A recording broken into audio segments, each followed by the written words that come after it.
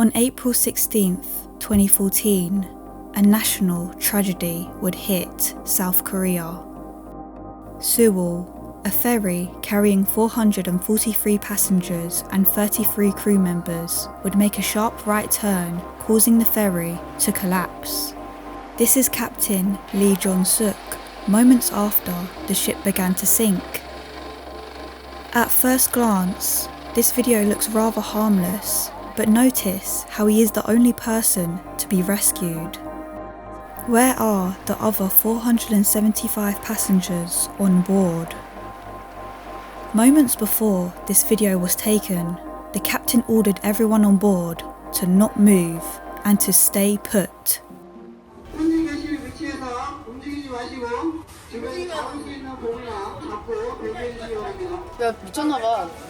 Inside the ferry, 304 people sit in their cabins listening to the captain's orders, not realising the captain was already abandoning the ship.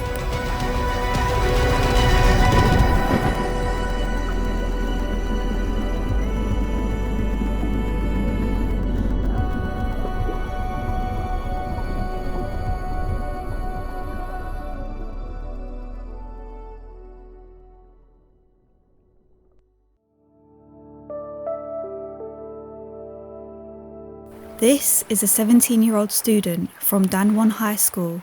To protect his identity, let's name him Jack. He, alongside 324 other students, are boarding a ferry nicknamed Sewol. Sewol is heading from Incheon to Jeju Island. The journey is a 425-kilometre sail and is expected to take approximately 13 hours. After a few delays, the ferry departed from Incheon at around 9 p.m. On board are 443 passengers, 33 crew members, and a total of 2,142 tons of cargo, which is mostly improperly secured. The captain of the ship is 69-year-old Lee Jong-suk, who had over 40 years of maritime experience and had previously navigated this route already. Inside, Jack and the other students are exploring the ferry.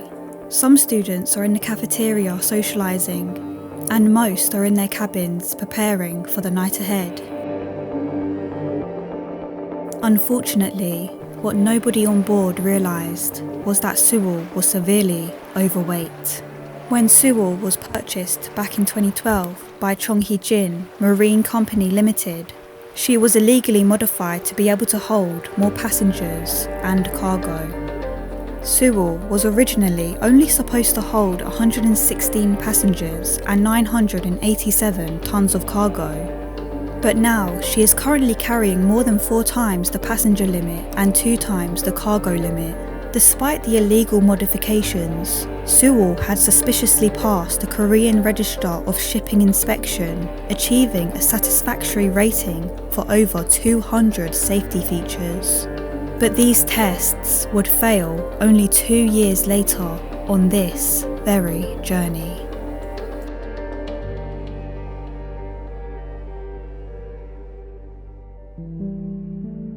The night had gone by smoothly, and in the early morning of April 16th at around 8:20 a.m, the ferry was just a few kilometres from entering the Mangal Channel.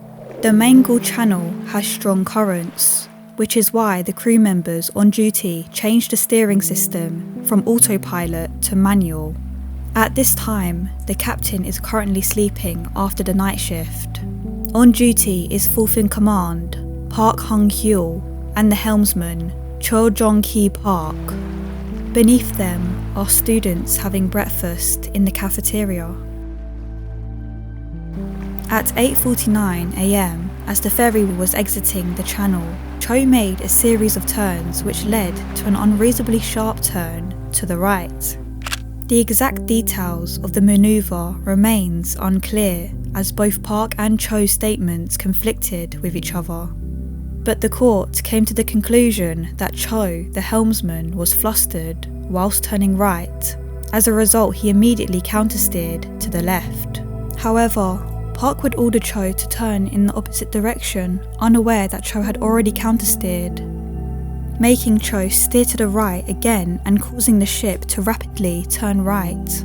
As a result, loose cargo immediately began to fall towards the right side, making the ship unbalanced.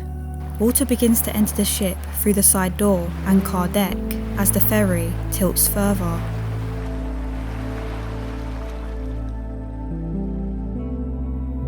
Minutes later, the ship contacts Jeju VTS and sends a distress signal.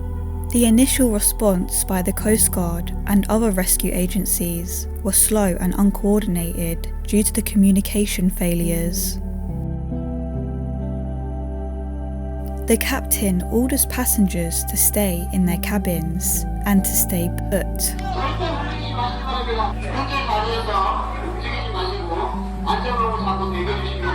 Jack and many other students listen to the captain's orders and stay inside their cabins.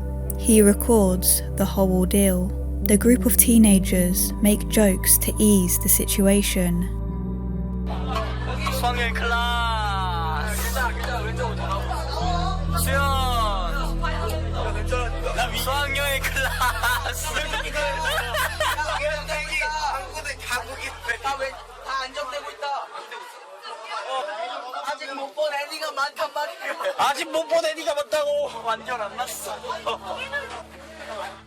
The ship is now tilted about 50 degrees. MV Sewol contacted Jeju VTS Center again for help. Inside, the students still don't know what's going on above. They sit in their cabins, helpless.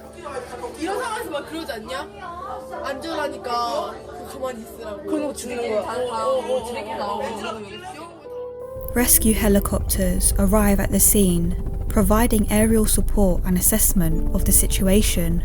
There were reports of a lack of urgency in the rescue operation, with rescuers allegedly not taking immediate action to enter the vessel and rescue passengers trapped inside.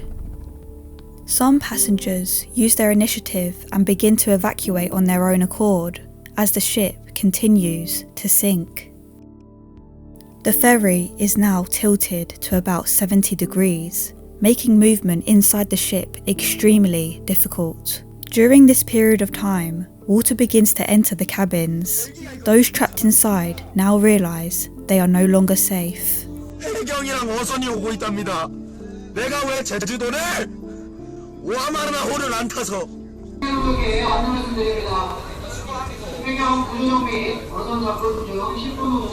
Two minutes later, the captain is the first person to abandon the passengers on board and is rescued. Passengers are left behind in their cabins, unable to be evacuated. Instead of intensifying the rescue operation, government agencies requested a camera to be sent in, wasting critical minutes which proved to be fatal. By 10 a.m, most crew members abandoned the passengers on board. The evacuation order for passengers to stay in their cabins still remains in effect. The ferry is almost submerged. Rescue operations focus on extracting those who manage to escape to the deck or nearby waters.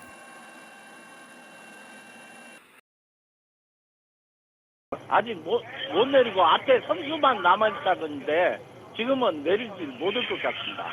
아까 진작 좀 내렸다가 그림이 됐어야 되는데 지금 그게 문제란 말이에요. 못 올라가면은. 우리가 올라가고 유도한 게 보여줬어야 되는데 승객들은 거의 다 나왔어요, 배에서? 예. 그러면 대부분 다 나왔다는 얘기예요? 선생님은 없다는 이야기예요? 예, 그 전부터 계속 비 울리면서부터 사람이 나와 있었기 때문에 네. 내부 수색은 정확하게 안 했는데 네. 거의 다 나간 걸로 지금 확인이 되는. 그러면은 선내리다 사람들이 거의 없는 걸로 봐야 되네요. 예, 예. This call shows just how poorly managed the situation was, prioritizing public image over saving passengers, and I quote, "We didn't search the cabins, but it seems most of them are out." The captain was rescued at 9:47 a.m, giving him more than enough time to let the Coast Guards know that he had instructed every passenger to remain in their cabins. So why was the priority of the rescue workers making a good scene for the public image rather than actually rescuing those in the cabins.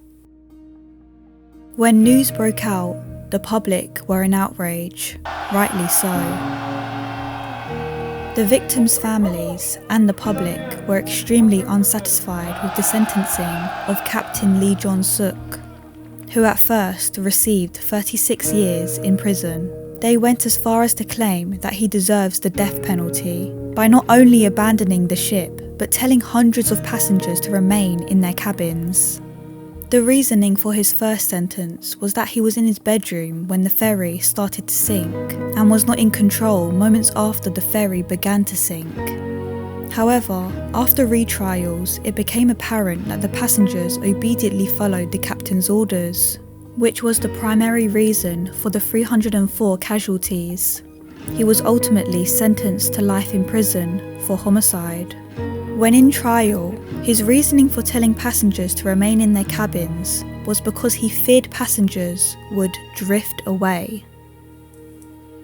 The chief engineer was sentenced to 30 years in prison, also for murder. Few senior crew members were sentenced to 5 to 20 years in prison for gross negligence. 11 junior crew members received sentences ranging from 18 months to 12 years in prison for abandonment and violating maritime law. The South Korean government, including the president, received widespread criticism for its slow, inadequate response. The mishandling of the Sewol ferry disaster significantly increased public dissatisfaction and contributed to her 2016 impeachment for corruption and abuse of power.